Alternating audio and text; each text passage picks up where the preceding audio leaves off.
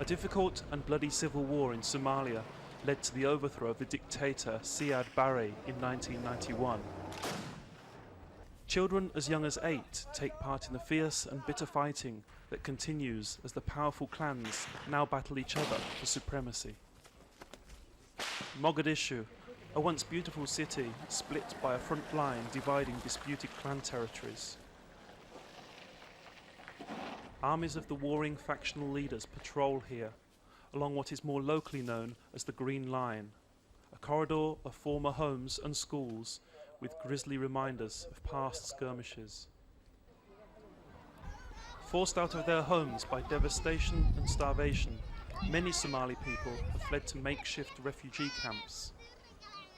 The harsh reality is that with no ceasefire in sight, aid agencies are unlikely to intervene and conditions are likely to worsen. On almost every street, burnt-out tanks now provide million-dollar playgrounds, a poignant reminder of the failed US-led United Nations mission, Operation Restore Hope. Among those American forces was a young Marine, Hussein Adid. In what is a unique twist, he has now returned to Mogadishu as the successor to his late father, General Farah Adid, a staunch foe of the Americans. The late general was the self-elected president and leader of one of the more powerful factions. He died from injuries he received from fighting last week. The new president of the Republic of Somalia has announced the continuation of his father's policy of pacification. Disarming is part of this policy, and these soldiers are keen to do their job well. We're doing a good job. We are disarming the bandits. It's a big job. Killing those who disagree is also part of the policy. We have the authority. If we are ordered, we shoot. If we don't, we won't. We have the permission to kill. Back at the front line, battle-weary fighters hardly flinch as shots ring out. Others are more tense.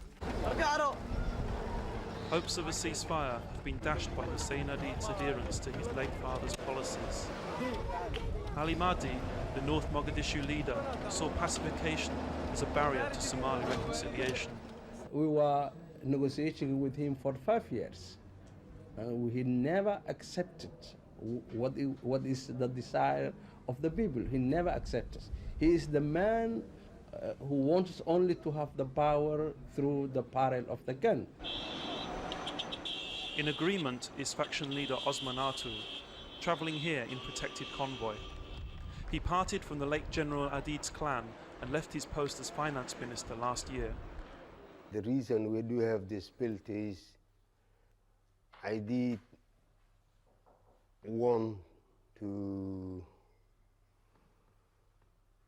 take Somalia, conquer Somalia by force. And that is creating another dictator. The government's response to such condemnation by one of its own was to avoid it. I did it. This is a family affair. We don't represent family affairs. I don't think it concerns the government. A sense of normality pervades this market. The goat sellers are finding the trade sluggish. The only real economic activity is that of the cat trade. Cat, an amphetamine-like drug, perishes quickly in the heat, so each morning it is flown in from Kenya.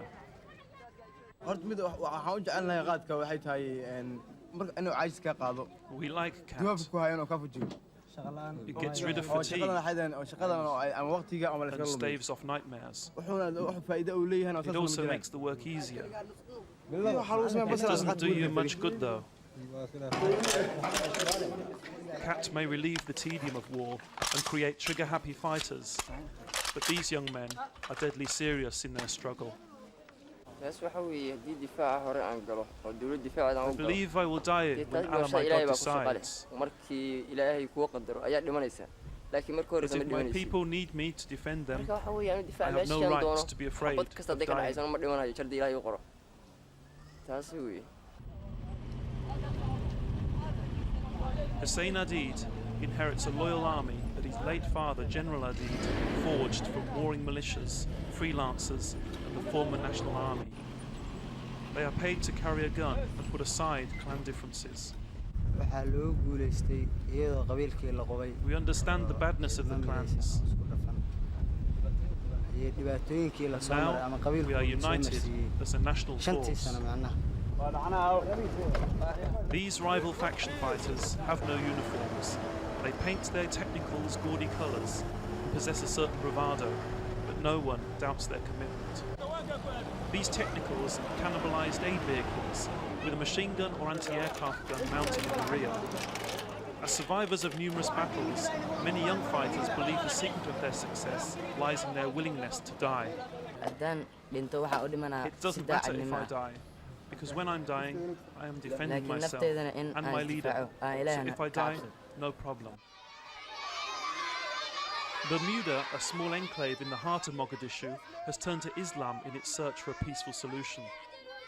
Former wild militiamen are now running their technicals under the banner of Islam for the newly established Islamic court. As protectors, they bring order to the people. marka hore dad It's amazing. burcad oo guryaha Before, islaamad they were dhacay oo robbers waxay breaking into dhaafay Muslim jirin homes. haddana waa dad Now they're caadi normal ahoo people who kitaabka believe ilaahay in the aaminsan Quran. islaan ino Elman, a peace campaigner, sought a different solution to the peace problem. We want to make revolution with the sports because no one can stop the sports. Elman took young fighters under his wing and by teaching them football, reformed them. Last 5 years, we are see only the clan leaders.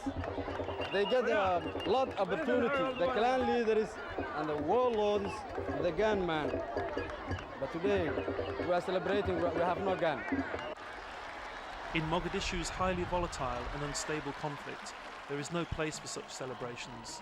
Last month, Elman was killed.